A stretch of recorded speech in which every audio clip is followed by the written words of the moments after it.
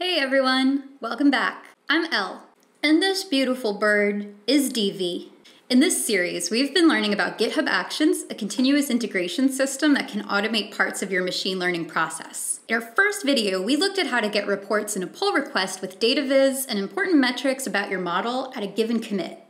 And today, I want to answer a common question. What if you want your report to compare metrics between branches of your project? So perhaps you have a feature branch where you're doing some experimentation and you want to know in your given report, how well is this model doing compared to what's on my main branch, which might be what's in production. So today, I'm going to show you how to make a report using continuous machine learning, or CML, and GitHub Actions with a table for comparing model metrics across Git branches. So let's jump in with a sample project. Our data set today comes from an open access journal. This is a study that recently came out about 105 farmers in Switzerland. It's a really extensive survey about their social, economic, demographic situation and how these relate to their attitudes about climate change and if they're personally motivated to make changes in their own farming practice. Today we're going to do a very basic classification problem to try to use some of these features to determine if somebody is likely to be concerned about climate change. But you can really go in and ask a lot more hypothesis-driven questions here, use some statistical inference, and I hope you will. Let's meet our code. I've set up this GitHub repository here, and it's got a couple of Python scripts. It has a script to download the data set from the journal. The journal is hosting it for us in S3. We've got a script to process data and select a subset of the features that I'm interested in. And we've got a training script, which is going to do fit a logistic regression model to determine a binary variable, whether the individual survey participant is or isn't concerned about climate change affecting their business. And we have a cross-validation setup, and we've got a couple of metrics that we care about: accuracy, specificity, and sensitivity. And then we've got data viz just for some validation. And of course, we have our requirements file with a couple of packages that we will want to install. All right, so let's take this data set and start working with it locally. I am going to clone it, and let's head over to VS Code. And I'm going to do git clone. We got it. All right, and let's just go through these steps manually first, just kind of to see what they put out. So we have Python getData.py, and that is downloading. We can see it in here. We got data raw.csv. And let's do the next step, Python process data.py. All right, we got now a data processed. And let's do Python train.py.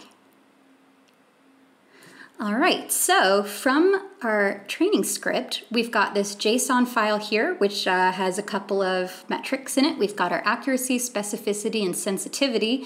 And I also printed out this picture. So the data set was broken up into 5 regions. And so just kind of as a little bit of validation, I just checked the model accuracy in each region, and these are standard error bars, and they're all pretty similar, so that's a little reassuring.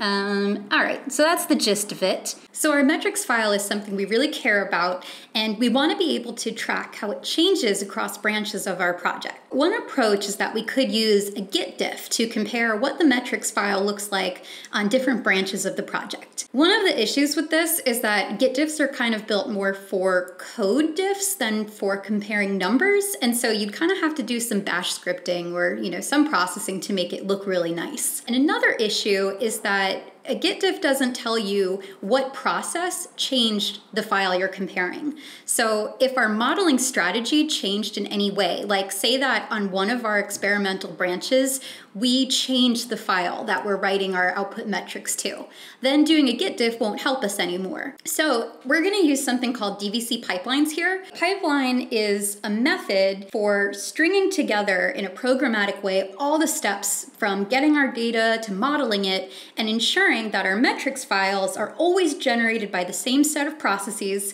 and that they're easy to compare across commits and across branches in a way that is more natural for numeric data. So let's create our first pipeline. I will start with a initializing DVC. Okay, and now we're going to declare the pipeline in stages. And if you recall, we had 3 stages. We were going to get data, process data, train the model. So I'll show you the syntax for declaring each stage. We're going to do dvc run, and we can use this n flag to specify a name. So for the first one, I'm going to call it get data, and then we're going to specify some dependencies. So anything required to run this stage. And in this case, it is only going to be our get data.python script, and then we use the O flag to specify the outputs, and that is going to be only data raw.csv. And then we can specify, for me, I'm going to use this no exec flag to say I don't want to run the pipeline right now, I just want to declare it. And the final argument will always be what is the command that needs to be run, and you can think of just like writing in what would you enter into your terminal. So here it's going to be python get data.py. And when we do this, this dvc YAML file is going to appear.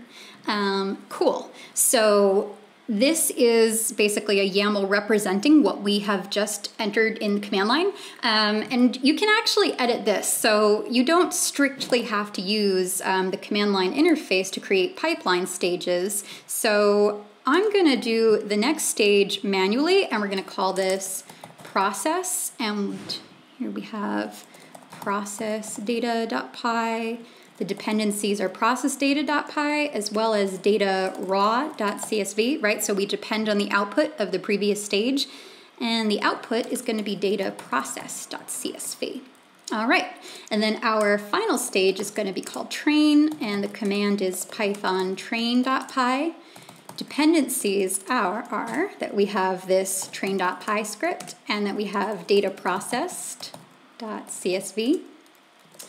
Outs, so one of our outputs is that we have an image, and the image is called by region.png. And we also have this metrics file, but I want to specify that metrics is special, right? It's not a regular output, and we want to be able to compare metrics across different branches. So we're going to use metrics, and I'm going to call it metrics.json. And I'm going to do a special argument here, cache false, and this is a little bit of technical detail, but some things like metrics are often stored in a local cache, and it's how DVC coordinates identifying, or comparing them across branches. But we're going to gear up to using GitHub Actions, and once we're using different computers, we don't want to be relying on local caches anymore. All right, so now I can save this, and if I run dvc repro, it's going to go through each of these stages, and it's going to recreate the outputs of each stage again. So every time you do dvc repro, all the outputs will be regenerated.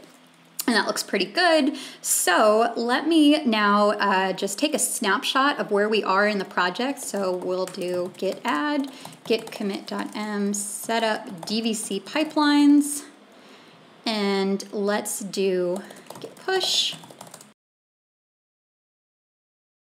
Cool, all good. Next, we want to create our workflow for GitHub Actions. And to do this, we're going to create a special file, right? And it's always going to be in the same place. And call this one train.yaml, and let's take a look at it. Now, I personally do not tend to remember what goes into the header of the file, so you can just go to something like the the CML project repo and just copy the template here, and let's just put that right there. All right, so I'm going to call this let's call this farmers, and I'm not going to change the image. We don't need to add any secrets, so let's just go to the run part. So I'm going to do pip install.r requirements.txt as the first part of the workflow. So we definitely want to have our requirements installed on the runner, and then we can do dvc repro, just like I did on my local machine. So dvc repro is going to reproduce all of the steps of our pipeline. That's great. And now we want to take advantage of the fact that we have created some metrics, and DVC is tracking the metrics, and we want to do a diff. So here's how I would do it. we're first going to do a git fetch, and that's just going to, pull the git history onto the runner from the repository. And now we'll do dvc metrics diff, and I'm going to use this show markdown flag to specify how I want the output to be formatted. I want it for markdown because CML deals in markdown reports. And I want the diff to be with master, or the main branch of the project. So we're assuming that this workflow is going to be run whenever we make a pull request. So we're saying, hey, let's compare where we are on that pull request to what's currently on the main branch of the project. And I'm going to pipe this to a markdown report. Now let's just, to make it fancy, let's add our figure to the report. Nothing too fancy, so I'm gonna just give it a header just to be nice. Validating results by region. And let's do CML publish, and the picture is called, what was it? By region.png, and markdown, put it in the report. And now let's send our report. Cool. I think this will work. So, you kind of never know till it's actually on GitHub. So let's do that. Let's push it.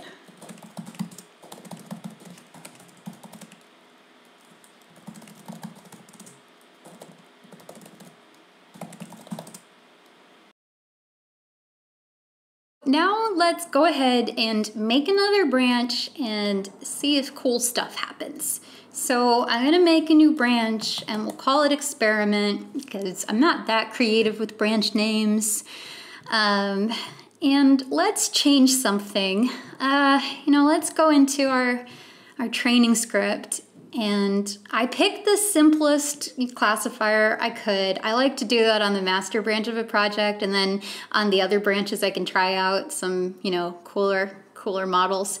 So let's do, I think this is right. I have the scikit-learn documentation open in another window to check. There we go. Discriminant, did I spell that right? Analysis. And let's take out quadratic discriminant analysis. And let's place that here. Quadratic discriminant analysis. Whew, okay.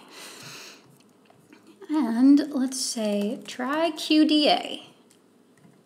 We will commit the change, and if I go back to this page, I can create a pull request. Let's do that and wait and see what happens.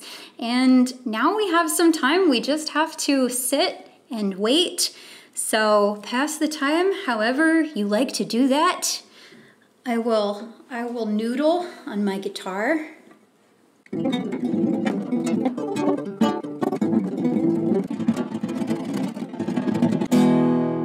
It's done. Cool.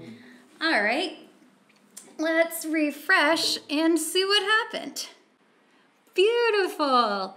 All right, now we've got a table full of our metrics diff. So we have these different metrics, we have the new value, and we have the change compared to what's on the main branch of the project. So in basically all ways, our model got worse. So we're not going to merge this, I think, but we can live with that. The important thing is that we know. So that was our metrics diff. On our next video, or a pretty soon one, we'll expand on this a little bit with how to create data viz, comparing performance of models or differences in data sets across branches. As usual, please leave any comments, questions in comments, or reach out to us on our Discord channel, and we will be in touch as soon as we can. Thanks, everyone.